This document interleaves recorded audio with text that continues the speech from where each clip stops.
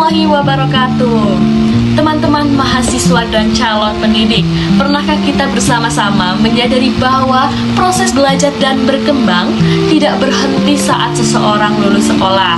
Nah, pada video kali ini kita akan membahas bersama-sama perkembangan masa dewasa awal dan dewasa akhir. Bersama saya, Pupu Cindya Kasih, mahasiswa program studi pendidikan fisika.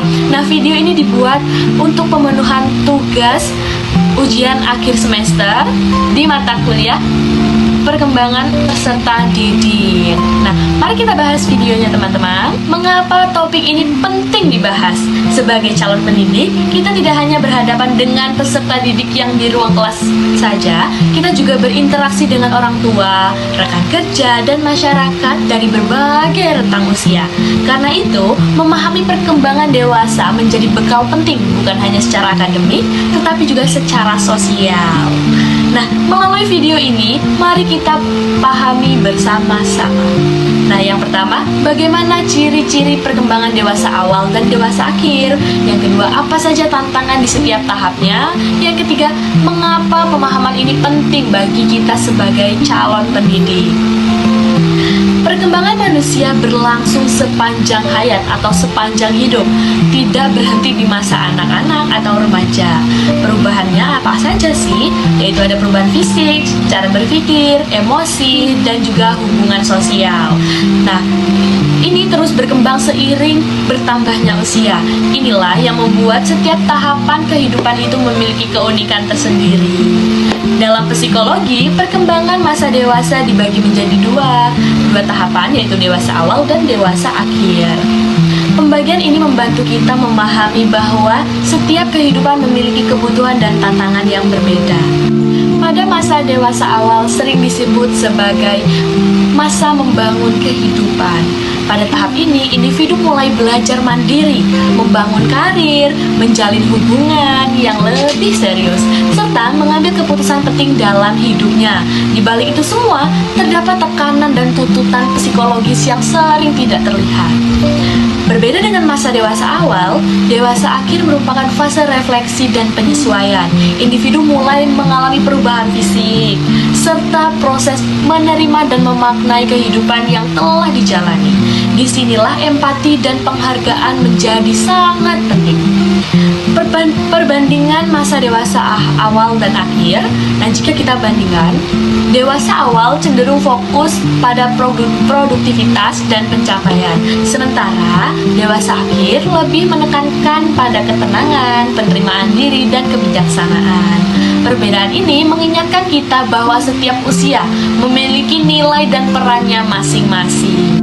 Tentunya ada berbagai teori-teori perkembangan. Salah satunya ada dari Jan Piaget yang menjelaskan bahwa individu berada pada tahap operasional formal, yang artinya individu dewasa mampu berpikir abstrak, logis, dan reflektif, serta mempertimbangkan berbagai sudut pandang dalam mengambil keputusan. Nah, selanjutnya ada menurut Erikson. Nah, menurut Erikson ini, dewasa awal berada pada tahap intimacy versus isolation. Sedangkan dewasa akhir berada pada tahap integrity versus despair, yaitu fase refleksi terhadap kehidupan dan penerimaan diri. Setiap tahapan membawa tantangan psikososial yang berbeda. Nah, ada juga tugas-tugas perkembangan. Setiap tahapan kehidupan memiliki tugas perkembangan yang harus dihadapi. Pada masa dewasa awal, tugas ini berkaitan dengan karir dan keluarga. Pada masa dewasa akhir, tugasnya adalah menyesuaikan diri dengan kehidupan atau perubahan fisik dan peran sosial. Nah, tentunya ada juga nilai keislamannya. Konsep perkembangan manusia juga dijelaskan dalam Al-Quran. Ada pada surat Ar-Rum ayat 54, bisa dibaca ya teman-teman. Nah, ayat ini menggambarkan bahwa manusia mengalami fase lemah, kemudian kuat, lalu kembali lemah. Ayat ini menggambarkan kita untuk menghargai setiap fase-fase kehidupan dengan sikap empati. kita akan membahas tentang perkembangan biologis pada masa dewasa. Perkembangan biologis tidak hanya berkaitan dengan perubahan fisik, tetapi juga sangat berpengaruh pada fungsi otak, yang kemudian mempengaruhi cara berpikir, pengambilan keputusan, serta pengelolaan emosi seseorang. Pada masa dewasa awal, kondisi biologis umumnya berada pada tahap relatif stabil. Fungsi organ tubuh pada kondisi optimal, kemampuan fisik masih kuat, dan kapasitas kognitifnya seperti konsentrasi serta pemecahan masalah berada pada puncaknya. Namun, ketika memasuki masa dewasa akhir, mulai terjadi proses penuaan biologis. Hal ini ditandai dengan penurunan kekuatan fisik, daya tahan tubuh, serta perlambatan fungsi tertentu pada organ tubuh termasuk otak. Oleh karena itu, dapat disimpulkan bahwa biologi memiliki peran penting dalam perubahan perilaku dan emosi pada individu dewasa.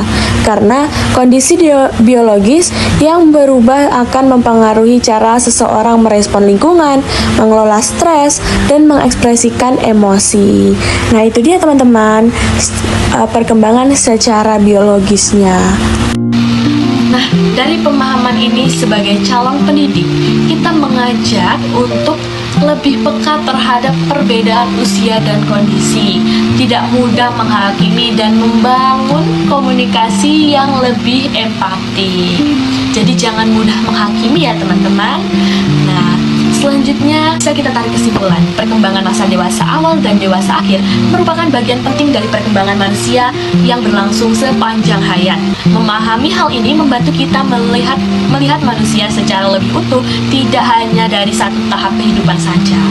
Nah teman-teman, melalui video ini kita tidak hanya mempelajari teori, tetapi juga belajar memahami manusia secara lebih manusiawi.